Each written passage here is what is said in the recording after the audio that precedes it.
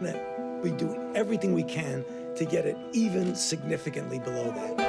Alexandre works in the COVID-19 sector, designed especially for the victims of the virus. The disease spreads because of overcrowding. This is June, so we would still see problems and deaths in June. Brazil's COVID death toll keeps growing. And despite the mandatory lockdown, they are forced to leave their houses in order to feed their family.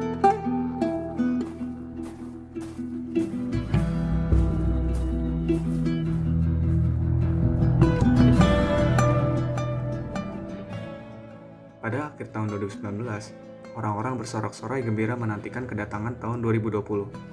Ledakan petasan membelah langit tiada ampun. Doa-doa dan harapan dipanjatkan untuk tahun berikutnya. Awal tahun masuk, semua berjalan biasa saja.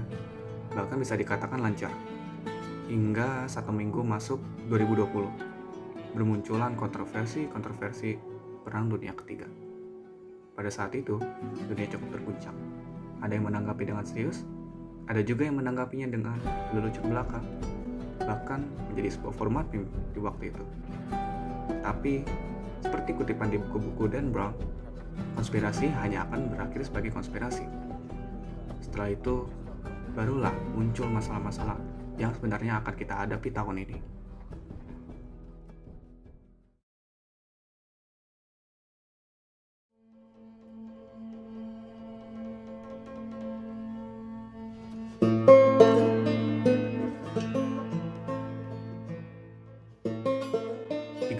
Desember 2019, saat berlangsungnya perayaan Tahun Baru, para pejabat dari Cina memberitahukan WHO mengenai puluhan kasus pasien telah diserang oleh sebuah penyakit yang menyerupai pneumonia di kota Wuhan. Per tanggal 3 Januari 2020, total dari 44 pasien yang terjangkit oleh penyakit yang seperti pneumonia tersebut dengan etiologi yang tidak diketahui telah dilaporkan ke WHO oleh orang-orang yang berwenang di Cina.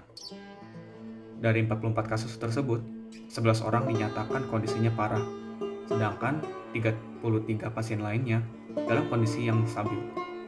Menurut laporan media, per tanggal 1 Januari 2020, pasar bebas di Wuhan telah ditutup untuk environmental sanitation and disinfection.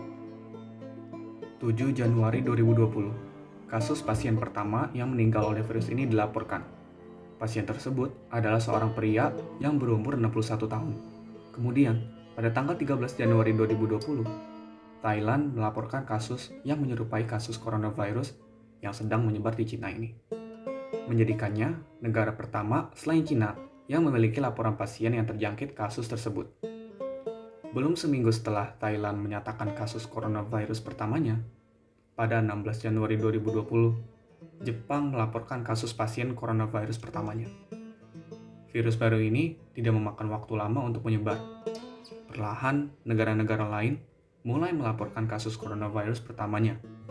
Akibatnya, Cina meresmikan kota Wuhan distatuskan lockdown. Semua transportasi yang dijadwalkan masuk ataupun keluar kota dibatalkan dan atau ditahan.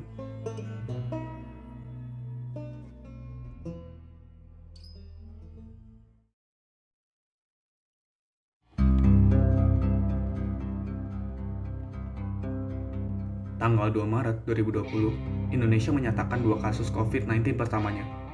Dinyatakan bahwa pasien tersebut telah melakukan kontak dengan seorang warga negara Jepang, yang pada saat itu tengah menjalani proses karantina di Malaysia. 4 hari kemudian, 6 Maret 2020, kasus COVID di Indonesia telah dinyatakan 2 kali lipatnya. Bukan hanya kekejaman virus sebagai malaikat kematian ini yang harus dihadapi, melainkan juga ada krisis ekonomi. Panic buying, seperti yang kita ketahui, panic buying atau impulsive buying ini adalah kegiatan di mana seorang individu atau kelompok memberi barang-barang yang berjenis kebutuhan sehari-hari dengan jumlah yang tidak kira-kira. Tindakan ini sangat didasari oleh rasa kecemasan yang tinggi, apalagi dengan hadirnya COVID-19. Kita menjadi kehilangan perasaan diri atau sense of control. Juga dengan hadirnya virus ini, secara psikologis, pikiran kita jadi lebih waspada akan yang namanya kematian. Bukan hanya panic buying, tapi juga penimbunan barang. Ada yang menimbun karena panik belaka, dan ada juga yang menimbun untuk meraup keuntungan di masa seperti ini. Akibat dari itu, terjadilah kelangkaan barang seperti masker, hand sanitizer, dan obat-obatan berbasis alkohol.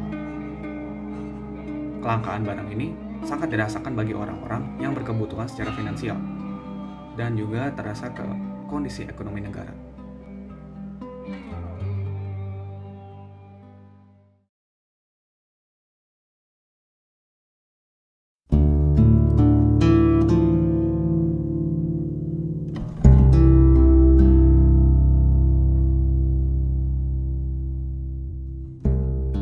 Tiga bulan telah beranjak.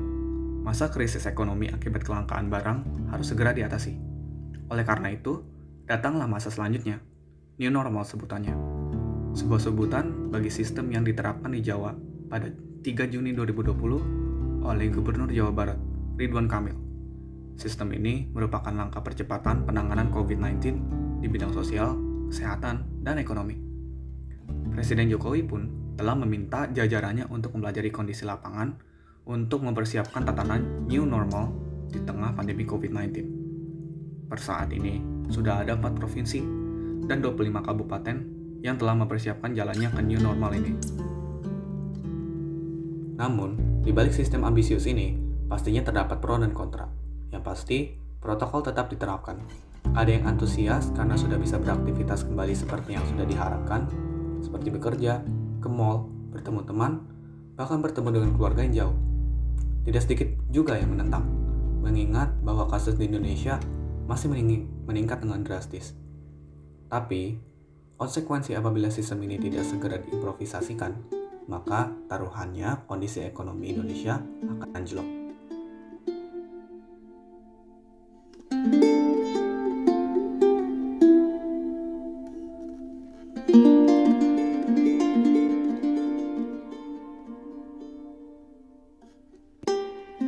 Kesimpulan dari semua ini, COVID-19 merupakan sebuah virus mematikan yang sangat mudah dan cepat dalam menyebar. Tidak hanya merugikan nyawa manusia, tapi juga sangat merugikan kondisi suatu negara. Untuk beraktivitas sehari-hari pun menjadi lebih membebani dibandingkan dengan sebelum virus ini mewabah.